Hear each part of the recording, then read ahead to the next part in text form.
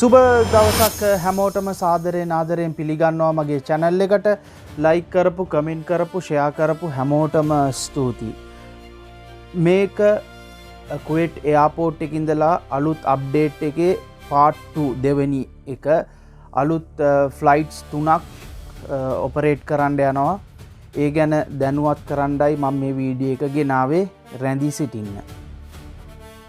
Kuwait airport එකේ ඉඳලා කුවේට් ගමන් අප්ඩේට් 3ක් තියෙනවා. ඕමාන්, කටාර්, ශ්‍රී Lankan එයාවේස්.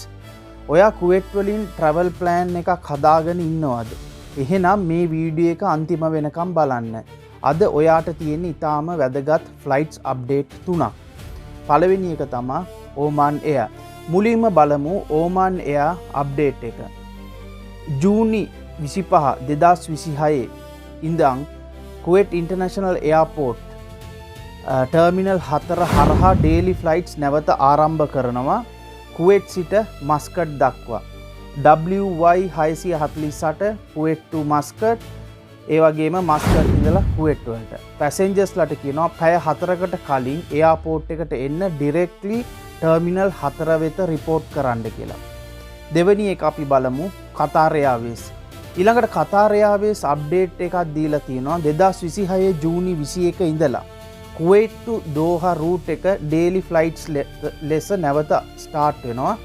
Kuwait international airport terminal 4 හරහායි මේක ස්පෙෂලි ට්‍රාන්සිට් පැසෙන්ජර්ස්ලාට හොඳ නිවුස් එකක්. ඊළඟට බලමු ශ්‍රී ලංකන් එයාලයින්ස්. දැන් හොඳ නිවුස් එකක්. Sri Lankan airlines Kuwait to Colombo route එක නැවත ආරම්භ වෙනවා 2026 ජූලි 2 වෙනිදා.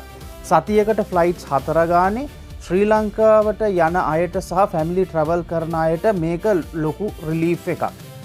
ඊළඟ වැදගත් නිවුස් එකක් දීලා තියෙනවා කුවේට් එයාවේස් එයාපෝට් එකෙන් අන්තිමේට වැදගත්ම නෝටිස් එක DGCA ගයිඩ්ලයින්ස් වලට අනුව GCC සහ ඇරබි කන්ට්‍රීස් වලට යන ෆ්ලයිට් චෙකින් කවුන්ටර්ස් පැයකට කලින්වත් එන්න ඕනේ. යුරෝප්, ඇමරිකා, ඉන්දියා සහ ලංකාවට යන කට්ටිය පැය 1යි විනාඩි 30කට කලින් එන්න ඕනේ. ඒ නිසා එයාපෝට් එකට ලේට් වෙන්න එපා. ටයිමින් හොඳට ෆලෝ කරගන්න. මේ අප්ඩේට්ස් වලින් පැහැදිලි වෙනවා කුවේට් ඇවියේෂන් සෙක්ටර් එක දැන් හොඳටම ඒ කියන්නේ ආපහු ෆුල් ඇක්ටිව් වෙමින් පවතිනවායි කියලා. ඉතින් මේ වගේ travel updates දැනගන්න, ෆලෝ කරන්න, වීඩියෝ එක ෂෙයා කරන්න, travel කරන යාළුවන්ටත් මේක දැනුවත් කරන්න.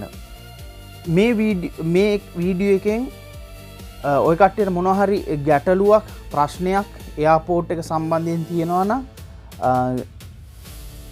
කමෙන්ට් කරන්න, මැසේජ් කරන්න. ඔය කට්ටියගේ ප්‍රශ්න පැහැදිලිව කෙටියෙන් සඳහන් කරන්න. මම ගොඩක් ප්‍රශ්න හෝල්ඩ් කරලා තියෙනවා. හේතුව සමහර ප්‍රශ්න මට පැහැදිලි නෑ. ඒ කියන්නේ ගොඩක් අය වොයිස් ටයිපින් කරනවා ඇති. ඒ වුණාට ඒ ටයිපින් එක හරියට ඒක ටයිප් වෙන්නේ නැතුව එක නිකන් සෙල් ලිපියක් වගේ තියෙනවා. ඒක මට කියව ගන්න බෑ. ඔක්කොම එක ගොඩකට තියෙන ඒක මට සමහර ඒවා තේරුම් ගන්න බෑ. සමහර අය එවන ප්‍රශ්න දෙතුන් පාරක් කියවන්න ඕනේ ඒක හරියට තේරුම් ගන්න. ඉතින් ඔය කට්ටිය හරියට පැහැදිලිව ප්‍රශ්න යොමු කරන්න. එහෙනම් මම ඊළඟ වීඩියෝ එකකින් හම්බ වෙනකන් හැමෝටම සුබ